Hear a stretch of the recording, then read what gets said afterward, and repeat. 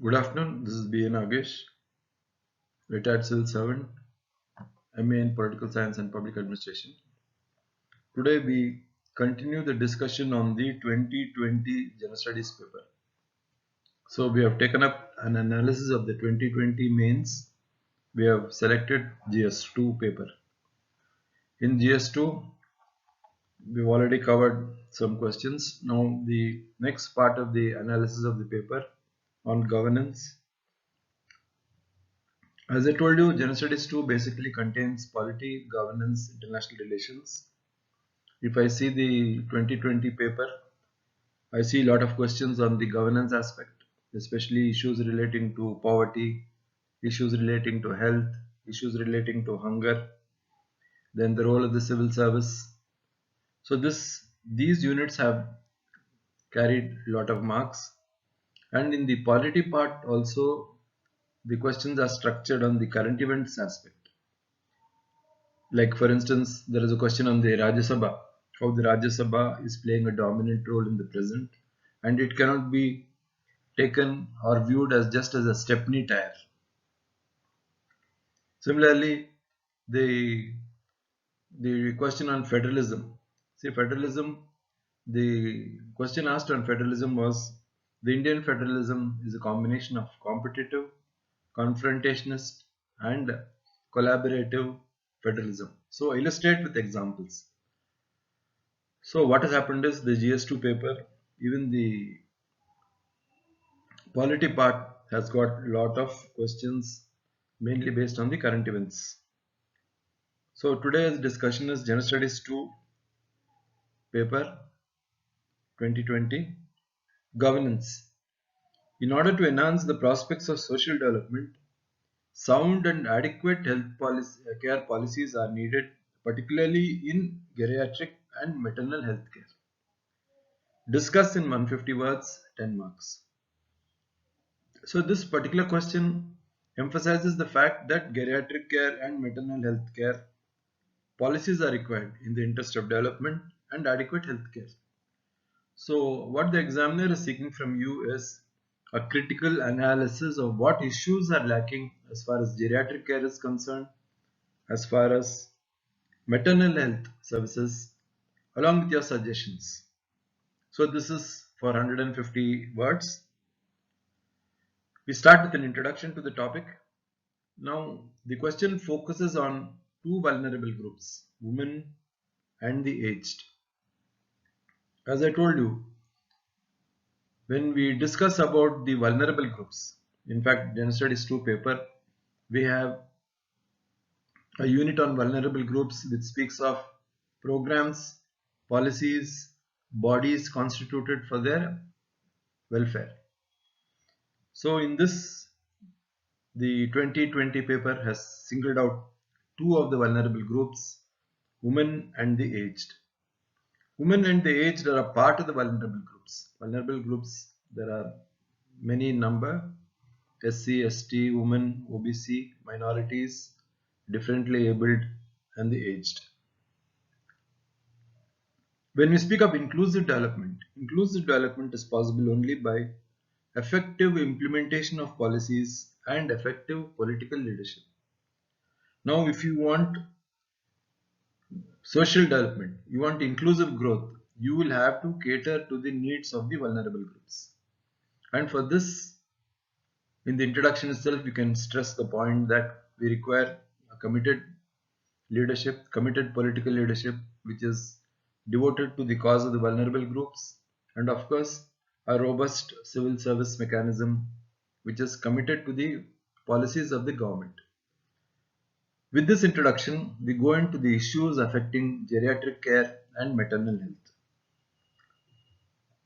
First, I take up the issue of geriatric care. The first issue which we see when we discuss geriatric care is this subject, especially the care of the elderly, is viewed in a very mechanistic fashion, and people manning the department have limited knowledge. I take the example of Karnataka, the state where I come from. Here, the Department of the Welfare of the Senior Citizens is clubbed with the welfare of the differently abled. This is the most horrible aspect and most tragic aspect, wherein the policymakers have viewed it fit to club the senior citizens along with the differently abled. Both the groups are entirely different. They have different requirements, and it is a very unfortunate event that even after so many years, the policy makers seek to view the problems of the aged on the lines of the problems of the differently abled. So the first issue affecting a proper implementation of sound policies is the issue is viewed in a very mechanistic fashion, limited knowledge of the policymakers, because the policymakers are not aware of the problems of the aged. Another issue facing the aged is the problem of drug reactions, overdose of drugs. So we suggest geriatric pharmacotherapy to be included in undergraduate, PG, nursing. So in these three courses, you include a course on geriatric pharmacotherapy. Why I am telling this is because to minimize the adverse drug reactions for the aged. Then if you see the services, 71% of the in the rural areas require geriatric health services. We don't have a geriatric ward, they are clubbed with the others, and this is affecting geriatric care.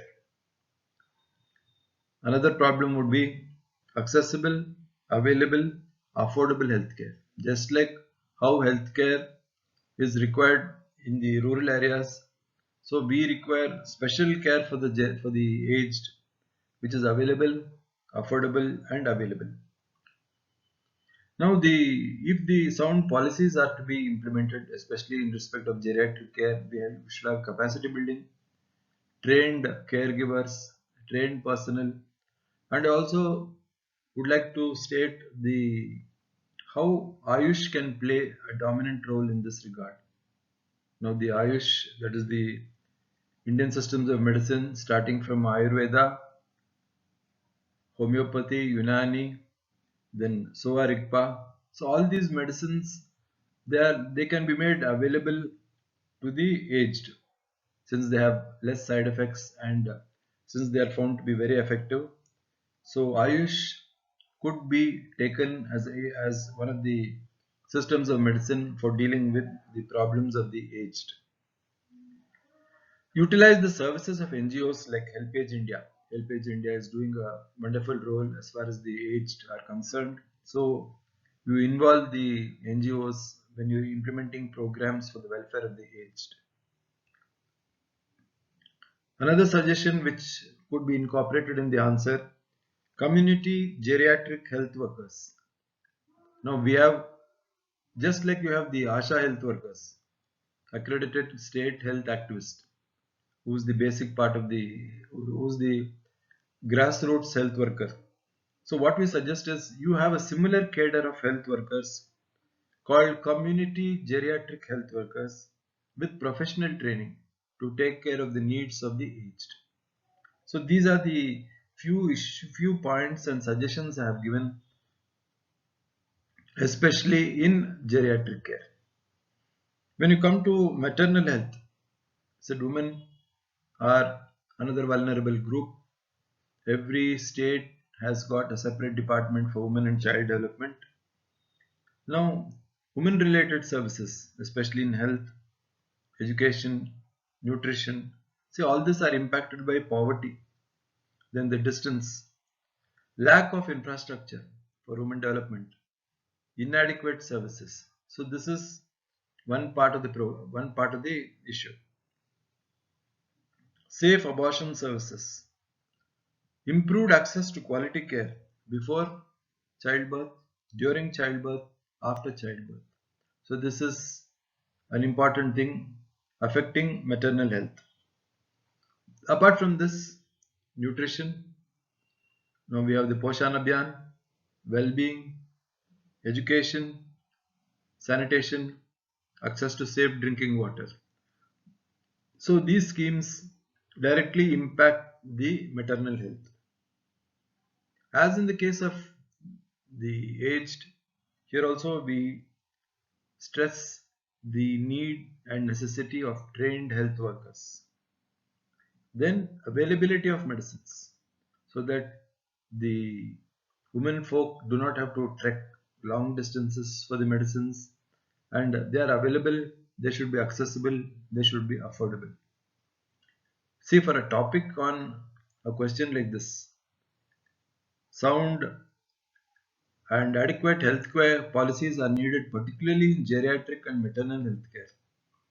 So if you have to club or if you have to review the issues relating to these two sectors, these two vulnerable groups, it is very difficult to condense the matter on hand in 150 words.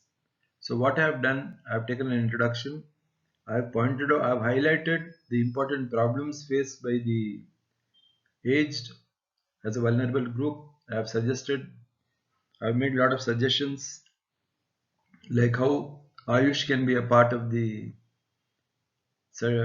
network to cater to the health needs of the aged. I have also mentioned the role of the NGOs like HelpAge India and have pitched for community geriatric health workers with professional training. This will take care of the needs of the aged. As I said, many states do not have a separate department or agency for the aged. Like I gave the example of Karnataka, where we have clubbed the aged with the differently abled. That is the most horrible thing which can happen. Then coming to maternal health, I have also spoken about what are the issues plaguing the women. I have said how they should be improved access to quality care before, during, and after childbirth.